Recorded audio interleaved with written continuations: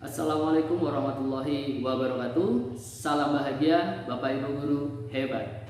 Pada kesempatan ini, izinkan saya untuk dapat menyampaikan strategi dalam mewujudkan pemikiran-pemikiran Ki Hajar Dewantara tentang pendidikan yang berpihak kepada murid sesuai dengan konteks kelas di sekolah saya sebagai bentuk perwujudan pemahaman dan penghayatan yang saya lakukan.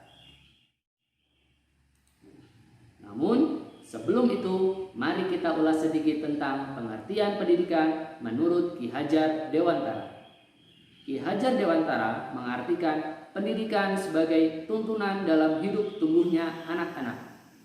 Pendidikan dimaknai sebagai upaya menuntun segala kodrat yang ada pada anak-anak agar mereka dapat mencapai keselamatan dan kebahagiaan yang setinggi-tingginya, baik sebagai manusia maupun sebagai anggota masyarakat. Setelah menyimak pengertian pendidikan menurut Ki Hajar Dewantara, lalu bagaimana kita memaknai apa yang dimaksud dengan kata mendidik? Mendidik merupakan suatu upaya menuntun atau membimbing segala kodrat, baik kodrat alam dan kodrat zaman yang ada pada anak-anak sehingga mereka mencapai keselamatan dan kebahagiaan baik sebagai dirinya sendiri sebagai manusia maupun dalam kehidupan bermasyarakat. Setiap anak-anak memiliki kodrat alam dan kodrat zamannya masing-masing. Hal ini menjadikan guru perlu mengenal dan memahami kebutuhan dan potensi belajar setiap anak. Kodrat alam diartikan sebagai lingkungan alam tempat peserta didik berada, baik kultur budaya maupun kondisi alam geografisnya. Kodrat alam berhubungan juga dengan karakter dasar anak-anak. Sedangkan kodrat zaman bisa diartikan bahwa kita sebagai guru harus membekali keterampilan kepada siswa sesuai zamannya agar mereka bisa hidup, berkarya, dan menyesuaikan diri. Selanjutnya, bagaimana strategi untuk mewujudkan pemikiran Ki Hajar Dewantara ini?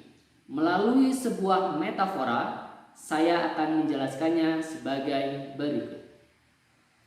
Apabila kita adalah seseorang yang memiliki hobi memelihara tanaman hias, maka kita perlu mengenal jenis tanaman hias yang kita tanam, mengetahui kebutuhannya, menempatkannya pada wadah yang tepat, dan berkomitmen untuk memberikan yang terbaik bagi tanaman hiasnya. Demikian juga dengan tugas sebagai seorang guru yang sejatinya mendidik siswa seperti memelihara tanaman hias. Guru perlu mengenal kodrat keadaan yang ada pada diri siswanya, mengetahui kebutuhan dan potensi yang sesuai dengan kodrat alam dan kodrat zamannya, dan berkomitmen untuk bersungguh-sungguh dalam membimbing siswa. Seperti contoh misalnya, sebagai seseorang pemelihara tanaman hias, maka ia perlu memahami kebutuhan air pada dua jenis tanaman yang berbeda, seperti tanaman kaktus dan palem. Kaktus adalah tanaman hias yang terkenal dengan ketangguhannya hidup di daerah panas dengan kadar air yang rendah. Penyiramannya bisa dilakukan hanya 1 kali seminggu atau 1 kali per 2 minggu. Selanjutnya adalah palem. Palem merupakan tanaman yang membutuhkan volume air yang sedang atau semi intensif.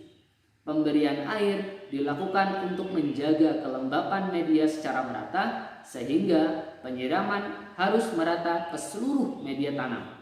Penyiramannya cukup 1 kali per 2 hari atau 1 kali per 3 hari. Berbeda bukan? Lalu, bagaimana korelasinya dengan mendidik siswa? Sebagai seorang guru, tentunya harus memahami apa-apa saja kebutuhan belajar peserta didik. Seperti misalnya, adalah gaya belajar peserta didik. Ada 3 jenis gaya belajar, yaitu gaya belajar auditori, gaya belajar visual, dan gaya belajar kinestetik. Gaya belajar auditori adalah proses pembelajaran yang mengandalkan pendengaran sebagai penerima informasi dan pengetahuan.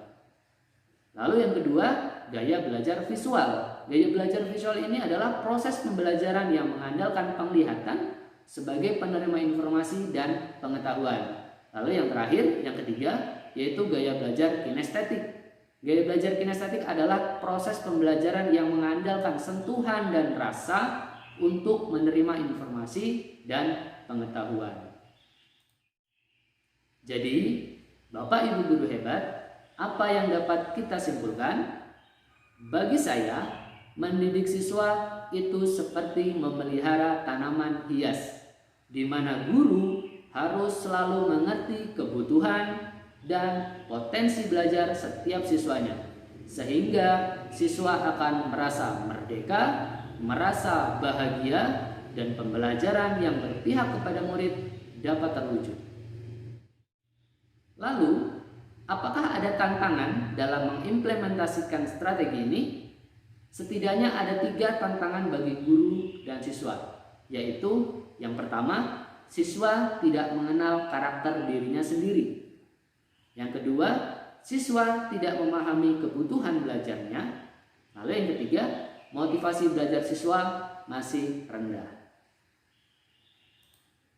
Selanjutnya, adakah solusi untuk menghadapi tantangan-tantangan yang ada?